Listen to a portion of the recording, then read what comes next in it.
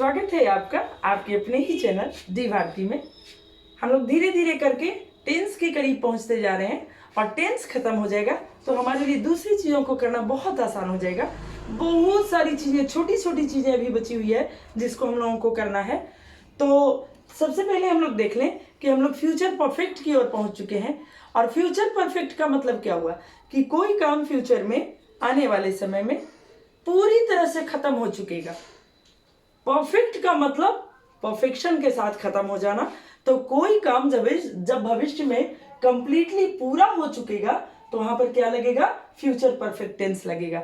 और ऐसी स्थिति में इसमें जो इसकी पहचान होगी हिंदी में वो क्या होगी? वाक्य के अंत में चुकूंगा, चुकेगी, चुकेगा अथवा चुका रहेगा, चुकी रहेगी इत्यादि लगा रहेगा। इसको हम लोग पहचान लेंगे। अब जैसे कुछ हिंदी में उदाहरण ले लेती हूं मैं। हिंदी का उदाहरण पहले मैं ले लेती हूं। वह पढ़ चुकेगा,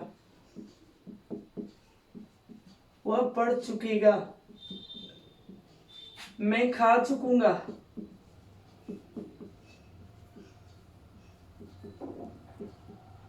चुकूंगा। अब इंग्लिश में इसको बनाएंगे तो स्ट्रक्चर देंगे। उससे पहले मैं एक चीज बता दूं आपको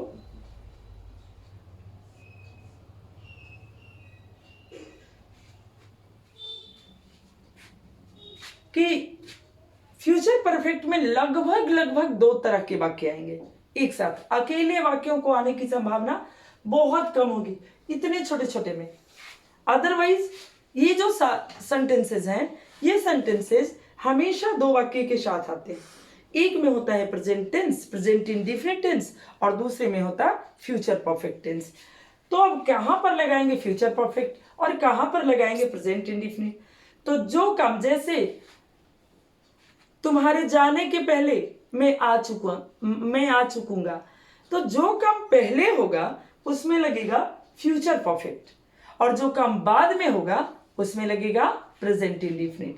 तो चूंकि प्रेजेंट इंडेफिनिट का आप जानते हो S plus V1/V5 plus other words plus FS, तो उसको बताने की आवश्यकता है नहीं।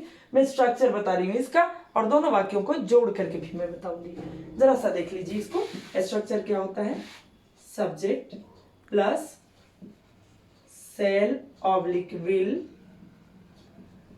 Plus have plus V3 plus other words plus FS। Negative क्या होता है इसका? निगेटिव होता है, इतने देर में आप लोगों को आ गया होगा, S plus shan't/won't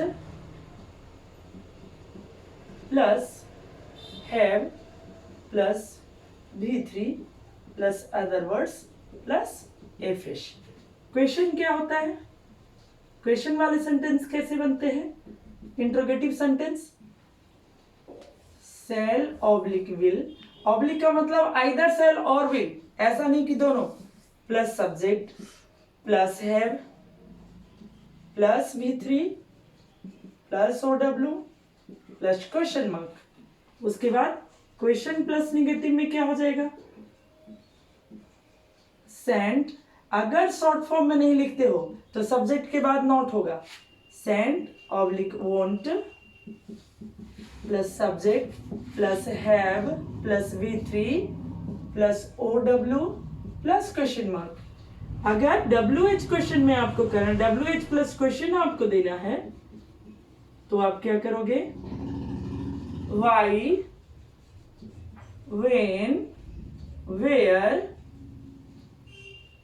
how, WH के सारे question plus shall/will plus subject plus have plus V3 plus OW plus question mark. देखिए कितना इजी है। S प्लस shall/will प्लस है plus V3 plus OW plus FS। आप सोचोगे कि बाप रे इतना याद करना पड़ेगा? कुछ नहीं करना पड़ता है लाले जान, बड़ी आसानी से। ये तो आपके लिए फॉर्मूला है। शुरुआत में जब बनाने बैठो ना शुरुआत में जब बनाने बैठो तो कभी भी इसको याद मत करो, गलती से भी मत। इसको एक कागज पर लिख करके या स्क्रीनशॉट लेकर के रख लो और बगल में रख लो। ढेर सारे एग्जाम्पल्स किताब से उठा लो या कहीं से भी अपने मन से उठा लोगे इस तरह का कर करके, और उसके बाद केवल स्क्रीनशॉट को सामने रख करके और आप पहले लिखो सब्जेक्ट किसके साथ सेल लगता है, किसके साथ विल लगता है बता चुकी हूं मैं।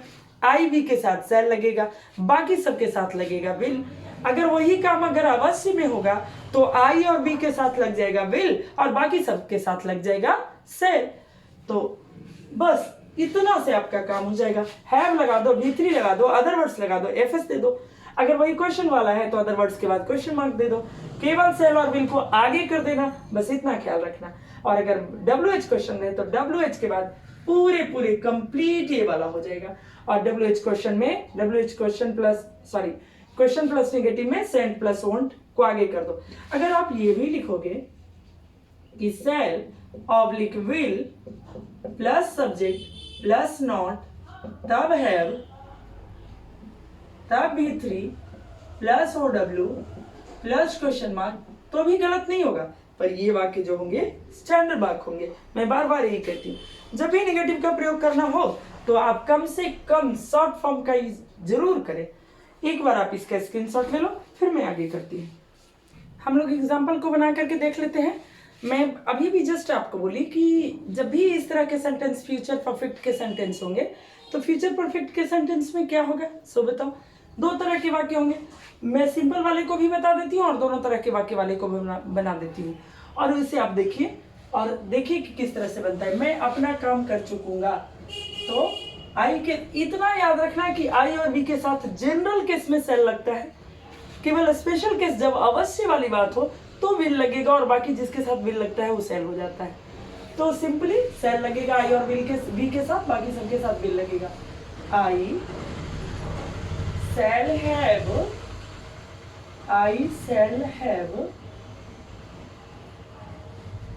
finished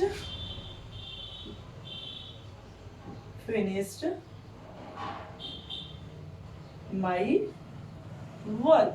I shall have finished my work. अगला क्या हो गया? अगले सोमवार तक वह सीख चुकेगा। अगले सोमवार तक वह सीख चुकेगा, पहले उठाइए वह सीख चुकेगा। He will have learnt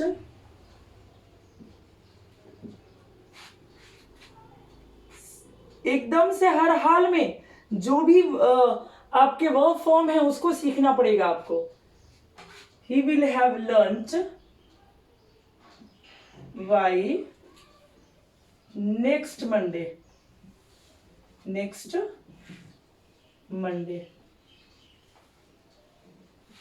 मैं इसको भी करवाऊंगी, वर्ब को भी करवाऊंगी। मेरे आने के पहले वह जा चुकेगा। पहले कौन सा काम हुआ? जाने का, तो ये पहले बनेगा। He will have gone, B3 है, go went gone. He will have gone before I come. Present indefinite लग गया। जो काम बाद में हुआ उसमें प्रेजेंट इंडेफिनिट लगेगा, तो आई के साथ V1 लग गया प्लस फुल स्टॉप। मेरे आने के पहले वह नहीं जा चुकेगा। He won't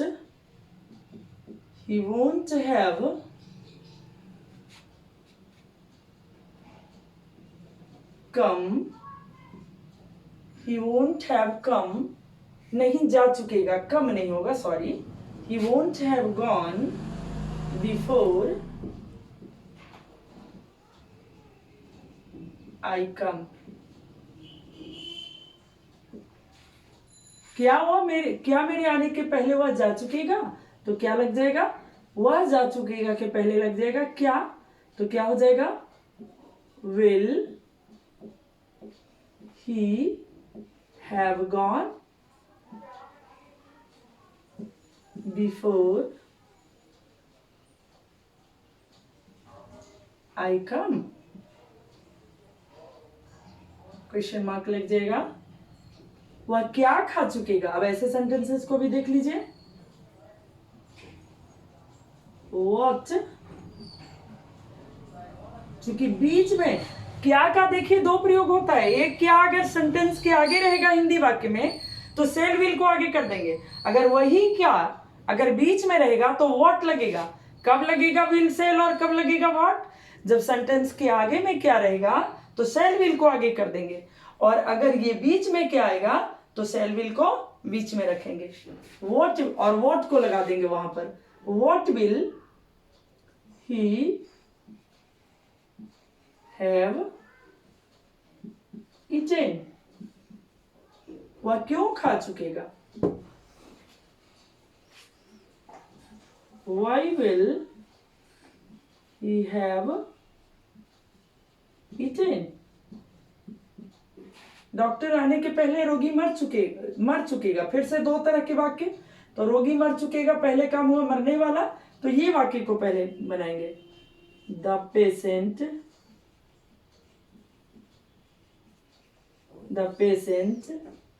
will have died.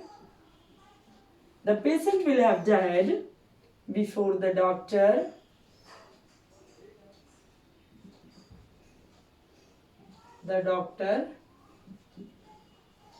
comes.